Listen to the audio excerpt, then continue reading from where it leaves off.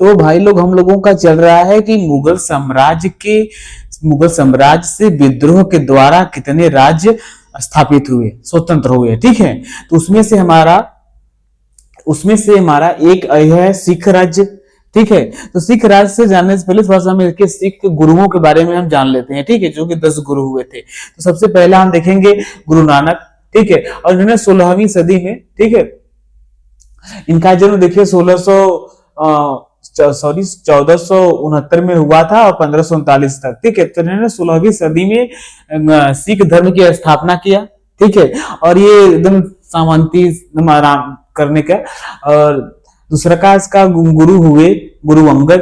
ठीक है, इन्होंने इनका प्रचार किया, सिख धर्म का प्रचार किया और गुरुमुखी लिपि का भी आविष्कार किया। ठीक है, प्रचार और गुरुमुखी लिपि का आविष्कार इन्होंने किया।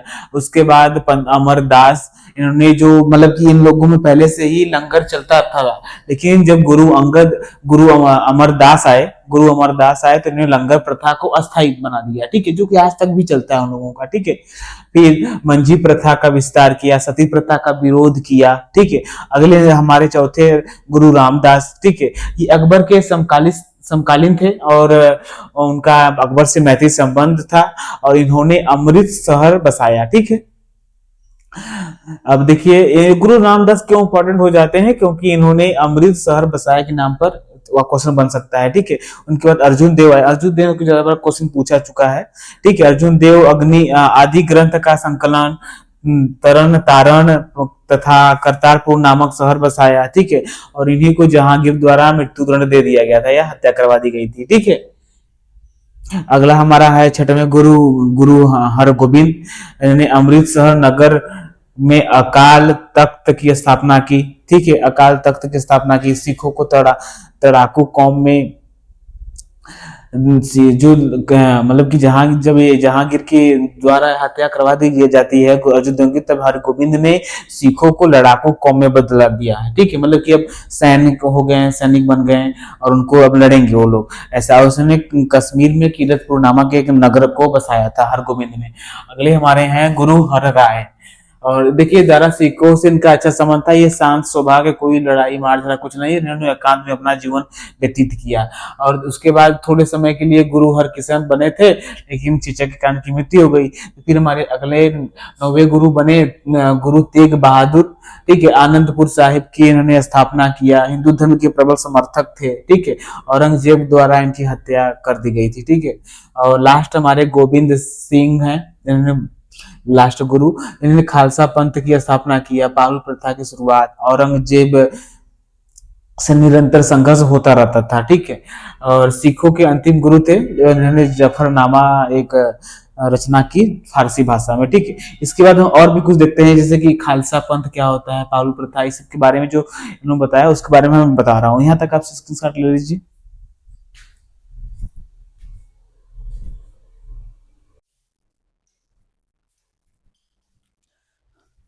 तो भाई लोग हम लोग देख चुके थे कि 10 गुरु ने क्या क्या किया, फिर उसके बाद थोड़ा सा पॉइंट हम और देखते हैं आगे। ठीक है, अब देखिए जो सिख, ये सबसे पहले तो जान गया हूं कि ये समता मूलक धार्मिक पंथ था, जो कि जिसके संस्थापक थे गुरु नानक। ठीक है, अब उसके देखिए आगे देखिए जो 5वें गुरु थे, उन्होंने अमृतसर में स्वर्ण मंदिर बनवाया। ठीक है, और सिख पंथ के लिए लोगों को संगठित किया और एक प्रकार का आध्यात्मिक कर लगा दिया। आध्यात्मिक कर लगा, एक प्रकार का समांती व्यवस्था हो गया। ठीक है, यहाँ से इतना कर लो, वहां से इतना कर लो, समांती व्यवस्था। और ये समतावादी जो पंथ चला रहे थे कि लोग जगह जगह से लोग एकत्रित करना, संगठित करना, ये सब वो चल नहीं पाया, बल्कि मुगलों से इनकी टकराहट हो गई। ठीक है, अब इसी टकराहट में जो 5वें गुरु अर्जुन देव हैं, उनको जहांगीर ने मरवा दिया। ठीक है, और 9वें गुरु तेग बहादुर को औरंगजेब ने मरवा दिया। हालांकि अगर शहादत मैंने देखिए यहाँ पे लिखा है कि इसलिए लिखा गया है क्योंकि ये अपने पंथ के लिए, इसमें पंथ के में जो इस पंथ को बढ़ाने में जो अपना योगदान देते हुए जो मृत्यु को प्राप्त हुए, उनको शहादत मतलब दिए, ऐसा बोला जाता है सिख पंथ में। ठीक है, अब देखिए फिर उसके लोगों के बाद जैसे ही 5वें गुरु अर्जुन देव की मृत्यु हुई, तो 6वें गुरु हरगोबिंद ने सिख पंथ का पूरा सैनिकरण कर दिया था। ठीक है, सिख पंथ का पूरा सैनिकरण, यह सब समझ जाइए। फिर देखिए उसमें आपने पिछले में देखा होगा जो मैंने लिखा था कि 10वें गुरु ने एक खालसा पंथ उसमें लिखा था 10वें गुरु। ठीक है, गुरु गोविंद सिंह ने खालसा पंथ, तो खालसा पंथ में देखिए मेन चीज क्या होता है, 5 ककार या 5 कक्के। ठीक है, इसका मतलब क्या होता है, खालसा पंथ केस, कंघा, ठीक है, कंघा बाल झाड़ने वाला, ठीक है, कंघा बाल झाड़ने वाला, और एक कृपाण, ठीक है, चाकू इतना बड़ा सा होता है, वो कृपाण जो कमर में बांधे रहते हैं, और कड़ा, कड़ा जो पहने हैं वो होते हैं ना लोहे का, स्टील, ये सब पहनने वाला, और एक कच्छा, कच्छा मतलब वही अंडरवियर की बात कर रहे हैं। ठीक है, ये 5 उनको जो खालसा पंथ है उसके अंदर ये आपको 5 चीजें आपको धारण करनी पड़ेगी। ठीक है, इसे 5 ककार या 5 कक्के भी कहा जाता है। ठीक है, अब देखिए गुरु गोविंद सिंह 10वें गुरु थे, उनकी मृत्यु के बाद तो पूरा खालसा पंथ और ये सब पूरा गुरु का जो था समाप्त हो गया सब कुछ।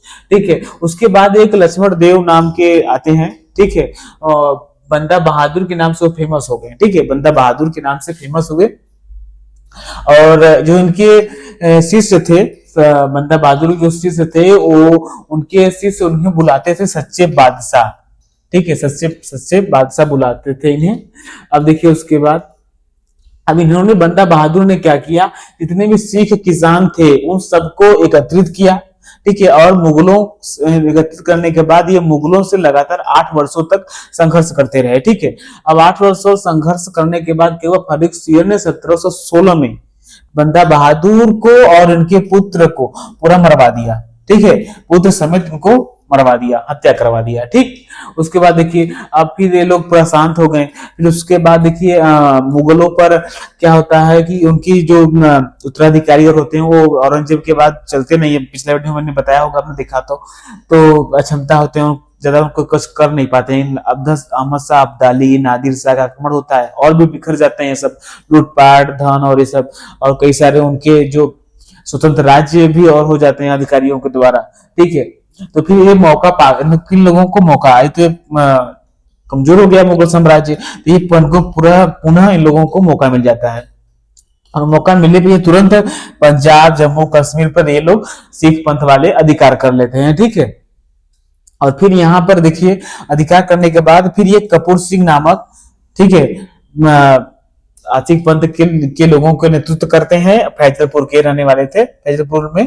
ठीक है, एकत्रित किए, और फिर एक दल खालसा का घोषणा किए। दल खालसा एकत्रित करने के बाद एक दल खालसा का घोषणा करते हैं, और फिर देखिए कपूर सिंह की फिर कुछ दिन बाद मृत्यु जाती है।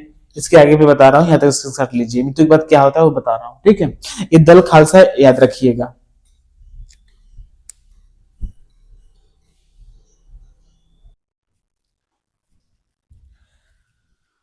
तो अब हम आगे देखते हैं। देखिए यहाँ पर जो कपूर सिंह थे, उन्होंने जो दल खालसा बनाया, उसके उनकी मृत्यु के बाद जो अगला उनका नेतृत्व दल खालसा का जस्सा सिंह हलूविया करते हैं। ठीक है, और देखिए दल खालसा था, यह 12 मिसलों या बोल सकते हैं 12 जत्थों में फैला हुआ था। ठीक है, एक प्रकार का मिसला मतलब जो गांव या बहुत एरिया को उसे बोला जाता था। ठीक है, अब उनका एक पहचान, नाम, उनका एक निशान होता था और झंडा होता था। ठीक है, अब यह समिति बनाकर सभी मिसलों का एक समिति के रूप में कार्य करने के लिए एक समिति बनाते थे और मीटिंग करते थे कैसे कार्य करना है। और मीटिंग में अब देखिए बाद में क्या हुआ, जब इसमें बाहरी आक्रमण होने लगे तो 1753 में इन्होंने एक हल निकाला बाहरी आक्रमण से बचने के लिए। ठीक है, उसमें क्या था, उसमें एक राखी प्रथा आया।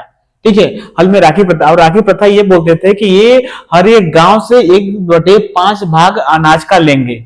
ठीक है, उपज जो हुआ उसका 1/5 भाग या लेंगे, और बदले में ये खालसा जो दल खालसा है ये उस गांव की रक्षा करेंगे बाहरी आक्रमणों से। ठीक है, अब ऐसे ही धीरे धीरे करके यह जो सिख पंथ है यह राजनीतिक शक्ति के रूप में विकास हो गया, इसका राजनीतिक शक्ति बन गई।